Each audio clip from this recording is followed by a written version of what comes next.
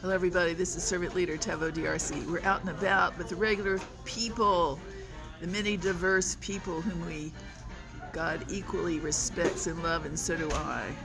We have the joy of the Lord in our heart and a longing for more of the Father's heart and a touch of His Spirit as He would allow at different times and spaces.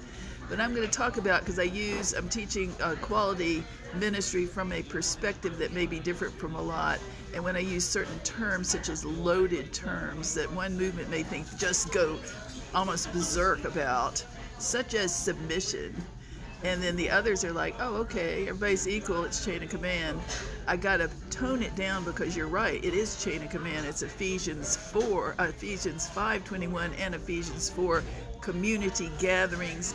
And we want to celebrate that, not be under constriction, playtime, no more, and then whatever the popular thing is to be the celebrity elite over them. If you got 40 and under in your ministry or 5,000, whatever it is. Nobody is perfect, I'm certainly not, but we're just trying to teach it because we're teaching cross-body unity for humility, servant leader collaboration, getting along, and then, assembling, gathering together and fellowshipping with the saints, basic teaching. So if I use the word, you go into some kind of ministries, the word submission, that could just get them into a nightmare, especially a female. I was grown up in this earth suit, put on the mission of the earth, the earth for my mission, in this earth suit, a Western European heritage, not occult, not cult following, not LP, Levitical patriarch and or matriarch, but just a regular person like so many are out there in servant leadership. And we preach and train purposely and intentionally EORR, equal opportunity, real respect for the office of every human made in God's image, because there's a plenty of bias in the church alone, the bigoted parts of the church that I never knew existed. So we're just being it straight. On this ministry, any kind of podcast, broadcast, writing, spoken ministry, this oracle is teaching to the Christian, for the Christian, by the Christian, trying to be respectful with God's heart, but also, holy fear of the Lord, respect. But also anybody from another belief set is welcome and valued, but we're just speaking the word of the Lord, word o the Lord to you, to the Christian, and within that mega multitude, those who have ears to hear. So let's say if I were a born-again Christian, which this is, and I would go to a ministry, I would go to a restaurant, I'd go to a business, I'd go to somebody's house, I go to a place that's not my official domain, my official authority, and I would take off my mantle of authority, my overcoat of authority, so to speak, which is invisible, and I would park it while I'm there and observe the boundaries. This is a training now. You observe the boundaries, see who's the leaders are, their order, their boundaries, their rules, so to speak, how they govern, and want it done, and then you peacefully sit there and cooperate. And if they're really wrong, you just quietly walk out and you never go again. But if you go into that kind of group, they are the real, the fruit of authority, not authoritarian.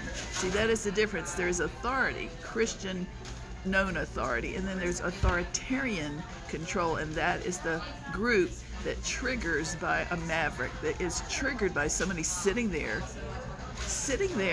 and reading the boundaries.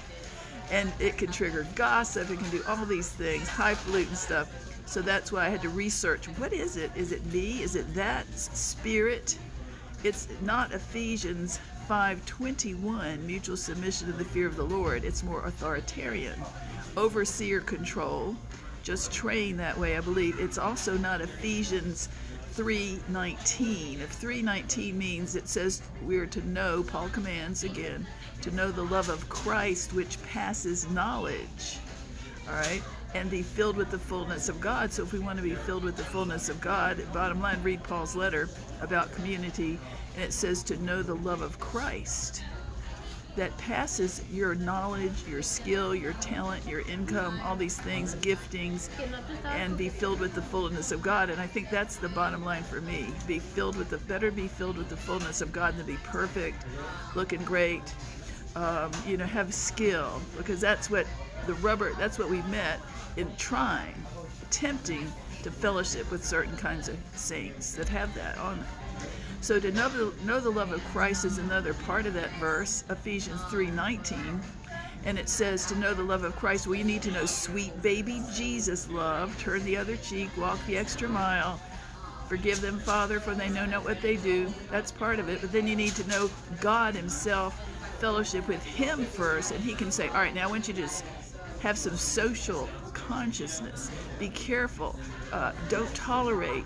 You respectfully, but you may need to confront somebody. You may need to rise up and speak out, write a letter, or whatever example. It's like Jesus, when he grew up, he manned up. And one day he heard from God. God said, go to the temple where the Pharisees are, their system, and here's what I want you to do. I want you to go, don't take the disciples, don't have them holding placards and catcalling the priests as they walk in. I want you to go quietly, humbly, but under the anointing, and take a little whip. And when you get there, I want you to toss over those money changers' table, the mammon-centric system tables, and that were blocking the anointing. And I want you to crack that whip to make a point, drama, and then I want you to say, "You've made my Father's house a den of thieves." And it was to shock them and wake them up from their stupor, their slumber, and their gain. Ministry for gainsaying. And that's what we're doing out here, but we've got to teach these really minute, big points that connect the dots. You got to connect the dots because there's a lot more control and autonomous authoritarianism, word curse theology, which all ties into the root of that. So this is what we're doing over on abidingrelationshiptheology.com and other ministry, and also the TaboTeachingCenter.com. Let's say if I walk in and I take off, when I come over to your place, if you're the leader, I don't take over, I don't control, it's not my business. It is so I read the boundaries, I behave respectfully. When I leave, I have my own authority back. Now, that is the symbol of Ephesians 5:21 for everybody, which was First Church. I checked it out. And that means that it's like Andy of Mayberry. Sheriff Andy Taylor on the old series on Mayberry, when he's the head sheriff, but he relates with Aunt Bee, Opie, his child, all the people in the area, and Barney Fife, who's under him. That's how we need to do, and that's how I do it over here. So if I say authority, that's what we're talking about. This is where we're teaching doctrine, specifics, so there's no misunderstanding of control. Right now, I was planning on doing it. Maybe I'll do it next one, but because it is a female, happens to be looking alone to everybody.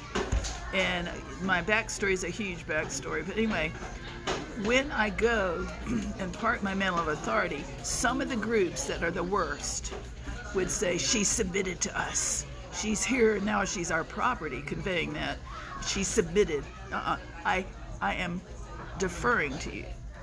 But I have my own Galatians 1:1 and 2, Acts 17:17 call, oracle, office, apostle, prophet call, teacher call, fivefold ministry call. But when I'm there, I'm your team. I'm like Paul, collaborating. Paul was not sent out by any one group or any one person. I and the brothers that are with me in the field collaborating. That's community.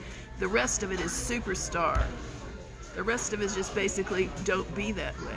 It's supposed to be community, so I'm trying to teach that, as well as Ephesians 4, everyone walking it out in relationship, respect. In Ephesians 1 through 4, walking out in meekness and lowliness, long suffering, and endeavoring to keep the bonds of peace together. That's all I do. Now, if the Lord sends me the right man, the mantled person that is my mate, get married, then I'll be submitted to him. And we will negotiate, I'll love him, but it will not be slave, property, waitress, or I won't marry him. And he wouldn't want me either. He doesn't want a doormat, and I don't want a rooster pecked. I've been rooster pecked. I don't want to be him. But I love, if you love somebody, you just get along. And that's what we're trying to trace of normal, a trace of Ephesians normal in First Church right now. God bless you. He loves you. This is Tabo, Sister Tabo, signing off for now.